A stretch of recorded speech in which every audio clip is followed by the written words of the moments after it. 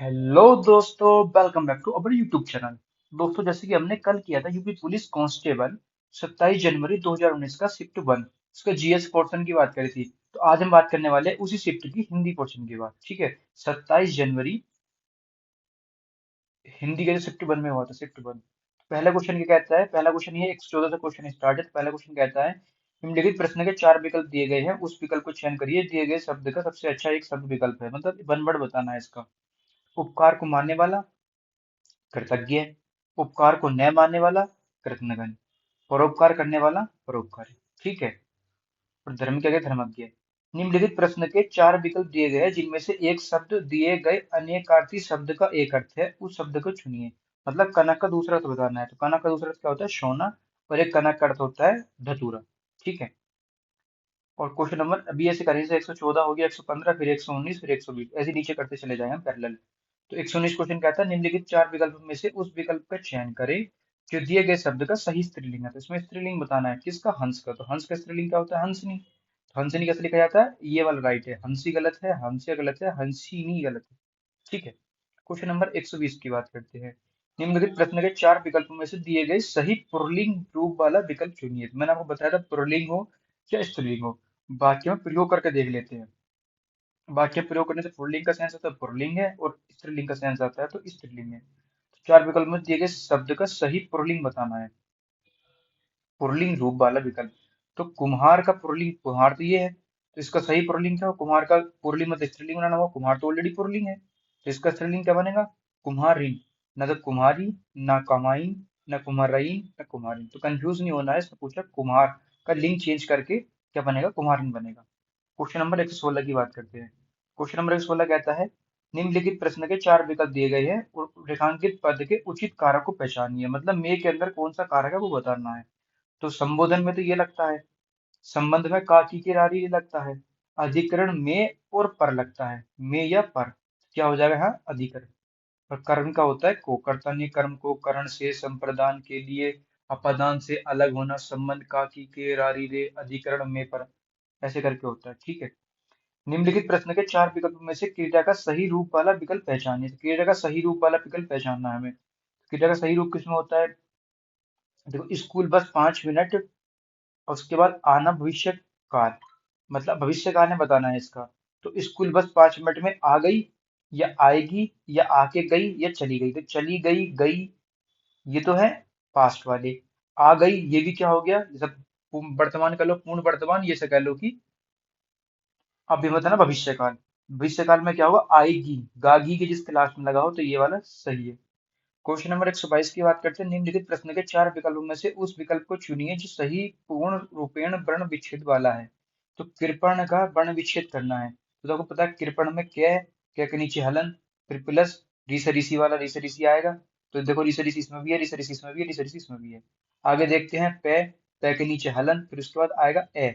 तो पे के नीचे आ नहीं होगा, आ नहीं होगा, ए, ये वाला सही है। अब आ क्यों नहीं होगा? तो अगर पे, मैं बताता हूँ देखो आपको, आ क्यों नहीं होगा। आ इसलिए नहीं होगा, जैसे कि मान लो पे, पे के नीचे हलंत प्लस आ, ये क्या बन जाएगा? बराबर पा। अच्छा, तो फिर ये पे कैसे बनेगा? पे, जी, इसके नीचे हलंत और ए। क्योंकि आपको पता है कोई भी वर्ड अगर इसमें हलंत नहीं लगा दे तो उसके अंदर, जैसे मान लो पे ही है, इसके अंदर ए की आवाज आ रही, पे, पे, ए की आवाज आ रही लास्ट में, के, खे, गे, कुछ भी मतलब हमारा वर्ण हो, उसमें हमेशा ए की आवाज आती है। ठीक है। अब ये क्या मतलब? व्यंजन की बात कर रहा हूँ मैं यहाँ पे। कोई स्वर ले लो कि ई में तो ई की आवाज आ रही, ऊ में तो ऊ की आवाज आ रही, वो स्वर है। हम बात कर रहे हैं व्यंजन की। व्यंजन कैसे मिलकर बनता है वो पता है, व्यंजन में हर एक स्वर निहित होता है। ठीक है। तो हमेशा हर एक व्यंजन में ए की आवाज आएगी।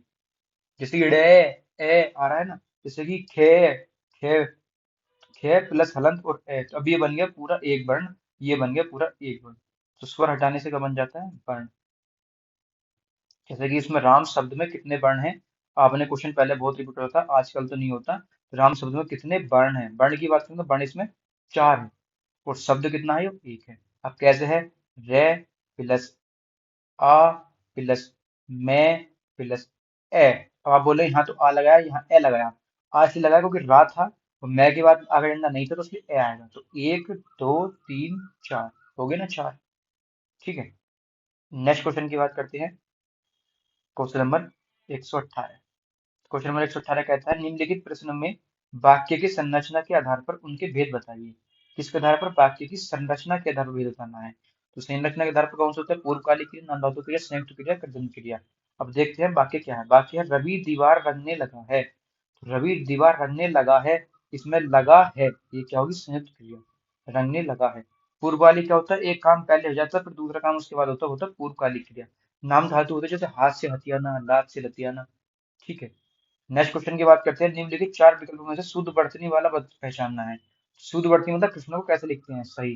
तो कृष्णों को आप सब लिख के देख लेंगे, यही लिखा जाता है और यही वाला सही है। ये पूरा शय नहीं आएगा, ये क्रस वाला ही नहीं आएगा, और ये वाला भी नहीं आएगा, क्योंकि ये वाला शय नहीं बनता कृष्णों में, ये बस शय बनता है जिसे बोलते हैं पेड़ चिरा शय। ठीक है। क्वेश्चन नंबर 124 की बात करते हैं। क्वेश्चन नंबर 124 कहता है निम्नलिखित प्रश्न में चार विकल्पों में से उस विकल्प का चयन करें जो दिए गए वाक्य में विशेषण शब्द की विशेषता प्रकट करता है। किसकी विशेषता प्रकट करता है? विशेषण शब्द की विशेषता। ठीक है। तो इस पर्वतमाला में बहुत ऊंचे ऊंचे पहाड़ हैं। पहाड़ क्या है? एक संज्ञा। पहाड़ क्या है? एक संज्ञा। और बहुत पहाड़ है, ये क्या हो गया? विशेषण। अब विशेषण की विशेषता बता रहा है, पहाड़ कैसे हैं? बहुत ऊंचे ऊंचे हैं। तो उसका मतलब विशेषण शब्द की विशेषता प्रकट करता है। ये क्या हो गया हमारे? ऊंचे ऊंचे। क्या हो गया? ऊंचे ऊंचे। अब मतलब इसमें कंफ्यूजन होना एक लाजमी बात है कि अगर आप बोलेंगे ये पहाड़ है, ऊंचे ऊंचे क्या हो गया? विशेषण हो गया। और बहुत क्या हो गया? प्रविशेषण हो गया, विशेषण की विशेषता बता रहा है। तो हमारे जो यूपी पुलिस का आंसर की में माना है, उसी माना है ऊंचे ऊंचे। तो आपको मैं यही बता रहा हूँ जो ऑफिशियल आंसर की के हिसाब से। नेक्स्ट क्वेश्चन की बात करते हैं। निम्नलिखित प्रश्न के चार विकल्पों में से उस विकल्प का चयन करें जो दिए गए वाक्य का सही विकल्प है। मतलब ये कहना चाहता है सर्वनाम का शाब्दिक अर्थ क्या होता है? तो सर्वनाम का मतलब होता है सबका नाम। क्या होता है? सबका नाम, उसे बोलते हैं सर्वनाम। क्वेश्चन नंबर 126 कहता है इनमें से कौन सी गजानन माधव मुक्ति बोध जी द्वारा रचित रचना नहीं है? ये ध्यान रखना। तो गजानन मुक्ति बोध मतलब मुक्ति बोध ने कौन कौन सी रचना लिखी है? अंधायु, चांद का मुंह टेढ़ा, भूरी भूरी खाक धूल। लेकिन नए साहित्य का सौंदर्य शास्त्र ये मुक्ति बोध जी की रचना नहीं है। क्वेश्चन नंबर 127 की बात करते हैं। निम्नलिखित प्रश्न में चार विकल्प में से उस सही विकल्प का चयन करें जो बताता है कि पृथ्वीराज रासो, बीसल देव रासो, आपने खूब सुना होगा, लेकिन किसकी है? यह चंद्रवरदाई की। किसकी है ये? चंद्रवरदाई की। नेक्स्ट क्वेश्चन की बात करते हैं 128। निम्नलिखित प्रश्न में चार विकल्पों में से उस सही विकल्प का चयन करें जो बताता है कि सत्यार्थ प्रकाश उपन्यास किसने लिखा है? सत्यार्थ प्रकाश दयानंद सरस्वती जी का है। किसका है? दयानंद सरस्वती जी का है। क्वेश्चन नंबर 129 की बात करते हैं। हिंदी भाषा साहित्य अकादमी की ओर से हर वर्ष सलाका सम्मान पुरस्कार किस क्षेत्र को दिया जाता है? सलाका सम्मान पुरस्कार भाषा संस्कृति को दिया जाता है। किसको? भाषा संस्कृति। कौन सा सम्मान पुरस्कार? सलाका सम्मान पुरस्कार। नेक्स्ट क्वेश्चन की बात करते हैं। क्वेश्चन नंबर गद्यांश की बात आ गई है। 130 से 134 तक गद्यांश के प्रश्न दिए गए हैं। ठीक है। तो 5% गद्यांश से आएंगे। तो गद्यांश पढ़ के देखते हैं गद्यांश क्या कहता है। अवध की संस्कृति में सुसज्जित घोड़ा परिवहन और राहन और शासन का प्रतीक था। कौन था? घोड़ा था। ये ध्यान रखना है कि इसमें से क्वेश्चन बन सकता है। जहां जहां आपको लगे कि यहाँ से बन सकता है वो सब अंडरलाइन कर लो। मुख्य रूप से तीन प्रकार के तांगे। देखो पहले उसका क्वेश्चन पढ़ो उसके बाद पैसेज पढ़ो। लेकिन मैं आपको समझा रहा हूँ, तो नॉर्मली पेपर में करने बैठूंगा मैं पहले क्वेश्चन ही पढ़ूंगा उसके बाद पैसेज पढ़ूंगा।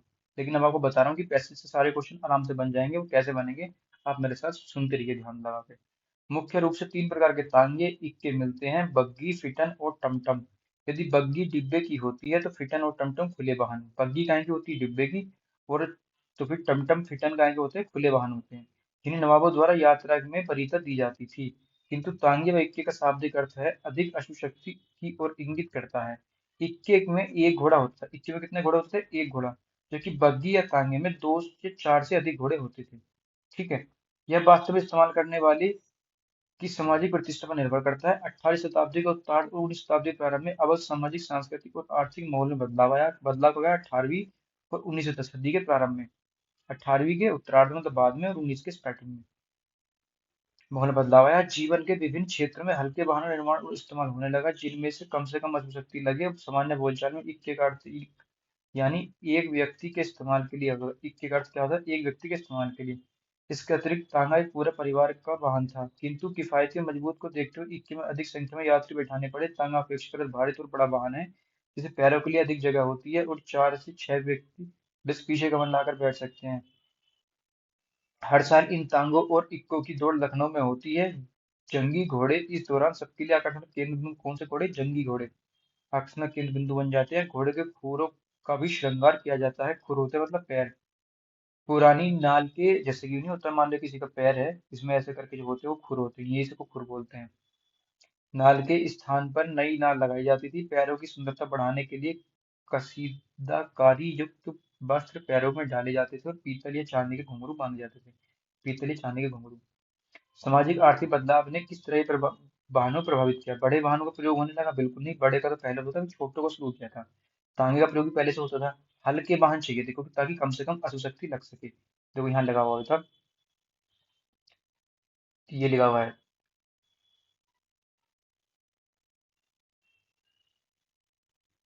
मैं दिखा देता हूँ आपको। अभी मैंने पढ़ा था कि कम से कम अशुशक्ति लगाने के लिए किसका प्रयोग होने लगा था? हल्के वाहनों का प्रयोग होने लगा था। हल्के वाहनों निर्माण और इस्तेमाल होने लगा था, ये लिखा है। लिखा है ना, महान बदलाव आया, जीवन के विभिन्न क्षेत्रों में हल्के वाहनों निर्माण का इस्तेमाल होने लगा, जिससे कम से कम शक्ति लग सके। तो मैंने कहा ना सर, यहीं से मिल जाएंगे। नेक्स्ट क्वेश्चन पढ़ते हैं हम, क्या कह रहा है नेक्स्ट क्वेश्चन। और जरूरत नहीं पड़ी वैसे पढ़ने की, एक ही बार में कर दोगे। घोड़े के पैरों को किस रूप से सजाया जाता था? कशीदकारी युक्ति यंत्र वस्त्र से। बिल्कुल सी कलमकारी की बात नहीं, बुनाई की बात नहीं हुई, चमकीले की बात नहीं हुई। कसीदाकारी और चांदी बांधने की बात हुई थी। देखो पैसेज में दिखा देता हूँ आपको कहाँ कहाँ पे है। ये लिखा हुआ है, देखो, सुंदरता बढ़ाने के लिए कसीदाकारी, पैर सुंदरता बढ़ाने के लिए कसीदाकारी, और पीतल और चांदी घुंघरू। पीते जादू ने पूछा क्वेश्चन तो कचीलागारी से पूछ लिया। तांगा किस रूप से किस अलग वाहन था? तांगा बड़ा था और भारी था। बिल्कुल सही बात है। एक हल्का था और एक आदमी का था। तांगा बड़ा था, 5-6 लोग बैठे थे, पूरे परिवार का वाहन था।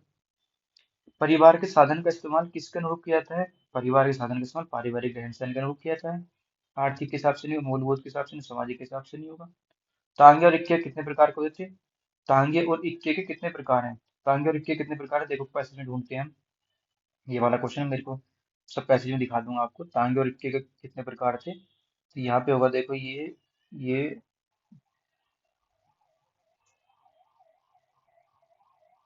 टमटम, फिटन, खुले वाहन, नवाब यात्रा, किंतु तांगे शाब्दिक अर्थ है, शक्ति इंगित करते हैं, दो चार इस्तेमाल होते हैं। उत्तरा सामाजिक में जीवन के निर्माण कम से कम बोलचाल वाली एक का अर्थ होता है। एक गति है तांगा, एक परिवार को मदद देने के लिए। बैठने पुरुष गलत वाहन, देखो भारी वाला तो ये आ गया, भारी वाहन था जिसमें पैरों के लिए जगह होती थी, मैं आपको बता रहा था। लगातार बैठते हैं। तांगे और इक्को की दौड़ लखनऊ की जाती थी। केंद्र बिंदु घोड़े और पुराने घुंघरों पर श्रृंगार किया था। पुरानी नाल के स्थान पर नई नाल। इसमें कहीं ना कहीं लिखा हुआ कि 3 प्रकार है, 4 प्रकार है तांगे और इक्के के।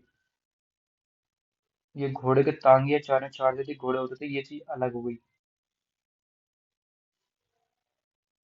अशक्ति वाली बात ये रही।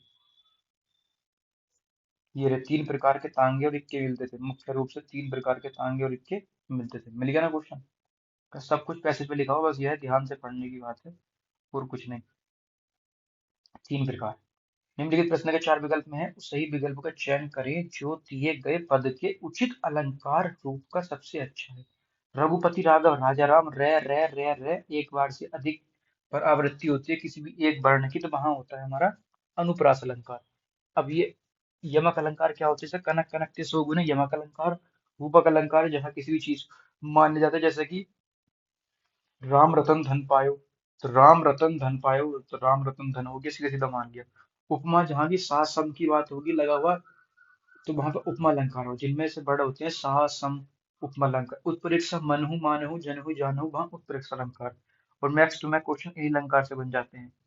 निम्नलिखित प्रश्न में 4 विकल्पों में से उस सही विकल्प का चयन करें जो रेखांकित शब्द के सही अव्यय के भेद हों। सही अव्यय क्या है? ये मतलब इसका भेद पूछना है, सही अव्यय कौन सा है। सीता के आगे रमा खड़ी है, तो क्या है? आगे रमा खड़ी है, क्रिया की विशेषता बता रहा है, आगे है या पीछे है। ठीक है, ये खड़ा होना कहाँ है? एक क्रिया है, जैसे कहते हैं ना स्टैंड, स्टैंडिंग, जिनकी आईएनजी फॉर्म बन सकती है वो क्रिया होती है। अब स्टैंड कहाँ, आगे है पीछे है? तो क्रिया की विशेषता बता रहा है ना, आगे खड़ी है पीछे खड़ी है। ठीक, क्रिया विशेषण अव्यय। अब अगले क्वेश्चन की बात करते हैं।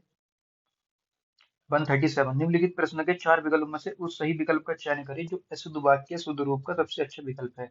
मतलब ये अशुद्ध वाक्य का शुद्ध रूप बताना, ये अशुद्ध है। घूमना सुबह अच्छा है, तो इसका है, ये अशुद्ध रूप है, बस सही नहीं है, सही बताना है। तो घूमना अच्छा है सुबह, ये तो और अशुद्ध है। घूमना सुबह है अच्छा, ये भी मजा नहीं आ रहा पढ़ने में। सुबह अच्छा है घूमना, ये नहीं। सुबह घूमना अच्छा है, ये सुबह अच्छा है घूमना नहीं, सुबह घूमना अच्छा है। क्या अच्छा है? सुबह घूमना। मतलब बाकी जो पढ़ने से बिल्कुल सटीक लगे वही क्या है? शुद्ध वाक्य। निम्नलिखित प्रश्न के 4 विकल्पों में से उस सही विकल्प का चयन करें जो बताता है कि नीचे दिए गए छंद के प्रत्येक चरण में कितनी मात्राएं हैं। क्या बताता है, नीचे दिए गए छंद के प्रत्येक चरण में कितनी मात्राएं हैं। ठीक है, तो मात्रा गिन लेंगे हम आराम से। करते अभिषेक पयोद हैं, तो इसमें मात्रा गिनने का देखो मैं बड़ा बड़ा करके दिखा देता हूँ। एक मात्रा तो ये हो गई, एक ये हो गई और दो ये हो गई। एक ये हो गई, छोटी की मात्रा है तो एक मात्रा, ये है तो ये दो मात्रा, एक मात्रा, एक मात्रा, दो मात्रा, एक मात्रा, दो मात्रा।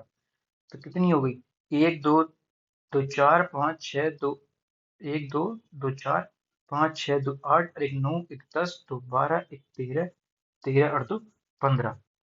15 से 13 के क्रम से 28। अच्छा देखते हैं, यहाँ तो होगी टोटल ये वाली 15। कितनी होगी ये, 15। अब ये नेक्स्ट और देखते हैं कितनी है। एक दो तीन चार, तो बड़ी की मात्रा है, आका डंडा है तो दो मात्रा आएंगी। एक दो, छोटी छोटी है, दो, एक, दो। अब आप बोलेंगे बड़ा शय है, एक मात्रा आएगी या दो। बड़ा शय हो या छोटा शय हो, मात्रा हमेशा एक ही आएगी। ठीक है, नेक्स्ट क्वेश्चन की बात करते हैं। हे मातृभूमि, मतलब इसमें देख लेते हैं, वैसी मात्रा गिन लेना आप और देख लेना कितनी मात्रा हो रही है। ठीक है, मेरे हिसाब से इसका सही आंसर ये वाला है। नेक्स्ट क्वेश्चन की बात करें, निम्नलिखित प्रश्न में चार विकल्प में से उस विकल्प का चयन करें। किस विकल्प का, जो दिए गए मुहावरे का सही अर्थ वाला विकल्प है। गले लगाना, मूर्ख बनाना, बदल जाना, मूर्ख बनाना। अंक भरना, अंक भरने का मतलब होता है गले लगाना। नहीं, ये मैंने गले लगाना वाला होगा ये। इसका अंक भरना मतलब होता है गले लगाना। प्रश्न नंबर 140 कहता है, निम्नलिखित प्रश्न के चार विकल्पों में से उस सही विकल्प का चयन करें जो बताता है कि संयोग और वियोग किस रस के हैं। श्रृंगार रस के, श्रृंगार संयोग, श्रृंगार वियोग। ठीक, नेक्स्ट क्वेश्चन की बात करते हैं। क्वेश्चन नंबर 141, निम्नलिखित प्रश्न में चार विकल्पों में से उस सही विकल्प का चयन करें जो दिशा निर्देश अनुसार वाक्य परिवर्तन वाली सही विकल्प है। पिताजी पत्र पढ़ रहे हैं, कर्म वाच्य है। तो ये है पिताजी पत्र पढ़ रहे हैं, ये कर्म वाच्य है। पिताजी पत्र पढ़ने का, पिताजी पत्र पढ़ रहे हैं। ठीक, योजक चिन्ह का सही उदाहरण कौन सा है। शिवाजी और शिवेश भाई बहन हैं, योजक चिन्ह बिल्कुल सही है, यही बोलती है योजक चिन्ह, भाई बहन है। ये जो वाला होता है ये निर्देशन चिन्ह है, क्योंकि राहिल ने कहा, क्या कहा, ये निर्देश दे रहा है मुझे पढ़ाई करनी है। नेक्स्ट क्वेश्चन की बात करते हैं। निम्नलिखित प्रश्न के चार विकल्पों में से दिए गए शब्द के सही समास वाला विकल्प पहचानिए। सही समास वाला सप्त सिंधु, सात सिंधुओं का समूह, यही सही है। नेक्स्ट क्वेश्चन की बात करते हैं। निम्नलिखित प्रश्न के चार विकल्पों में से उस विकल्प का चयन करें जो दिए गए शब्द का सही समान अर्थ वाला शब्द है। पत्थर का होता है गिरी, क्या है, गिरी। अब आप बोलेंगे पाषाण, पाषाण भी होता है, लेकिन सही समान अर्थ वाला शब्द जो पत्थर, पत्थर माने गिरी। ठीक, निम्नलिखित में से प्रश्न के चार विकल्प में से उस विकल्प का चयन करें जो उपसर्ग से बना है। उपसर्ग मतलब जो वाक्य का स्टार्टिंग में होता है उपसर्ग, जो वाक्य का लास्ट में होता है प्रत्यय। तो उपसर्ग की बात करेंगे तो पुनः जन्म, ये भी उपसर्ग है, सब पुनः लगा है। कुधर्म, ये भी उपसर्ग है। आजीवन, ये भी उपसर्ग है। लेकिन उपसर्ग तीन कैसे नहीं है, देखो ये उपसर्ग से नहीं है, तो इसका हो जाएगा, देखो इसमें उपसर्ग पुनः है, इसमें उपसर्ग कु है, इसमें उपसर्ग आ है, इसमें बचा दिखावा। तो दिख मतलब एक मूल शब्द है और बा बना है लास्ट में, तो ये प्रत्यय से बना है। जबकि उसने पूछा था उपसर्ग से नहीं बना है, तो यही नहीं बना है क्योंकि प्रत्यय से बना है। क्वेश्चन नंबर 40 कहता है, निम्नलिखित प्रश्न के चार विकल्प में से दिए गए शब्द के विपरीत अर्थ वाला विकल्प चुनिए। तो स्वार्थ, स्वार्थ का विपरीत होगा निस्वार्थ। ठीक है, नेक्स्ट क्वेश्चन की बात करते हैं। निम्नलिखित प्रश्न के चार विकल्प में से उस विकल्प का चयन करें जो प्रत्यय से बना है। इसका है जादूगर।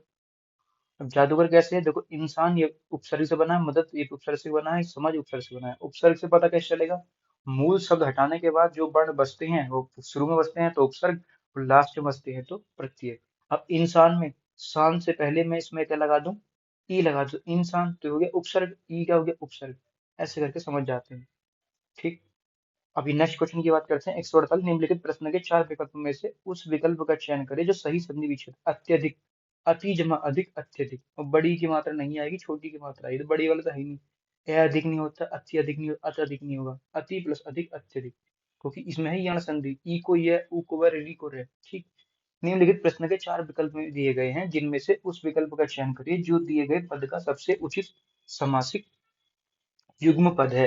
तो आचार, आचार क्या होता है, खाने की वस्तु। आचार विचार, चाल चलन या अनाचार। तो बिल्कुल सही बात है, इसका सही सामासिक युग्म पद है आचार, मतलब कि चाल चलन, उसका आचार कैसा है, उसका नेचर कैसा है। ठीक, निम्नलिखित प्रश्न के चार विकल्पों में से उस विकल्प का चयन करें जो दिए गए शब्द का सही समान अर्थ वाला शब्द है। तो दुविधा का मतलब क्या होता है? धर्म संकट, मतलब किसी परेशानी में, किसी दिक्कत में, समस्या में। तो हमारे 150 क्वेश्चन पूरे के पूरे हो गए। अब आप बताएं कमेंट में आपके 150 आउट ऑफ कितने आए हैं। ठीक है, मिलते हैं नेक्स्ट वीडियो में। वीडियो को लाइक कीजिए, चैनल को सब्सक्राइब कीजिए, बने रहिए हमारे साथ। धन्यवाद।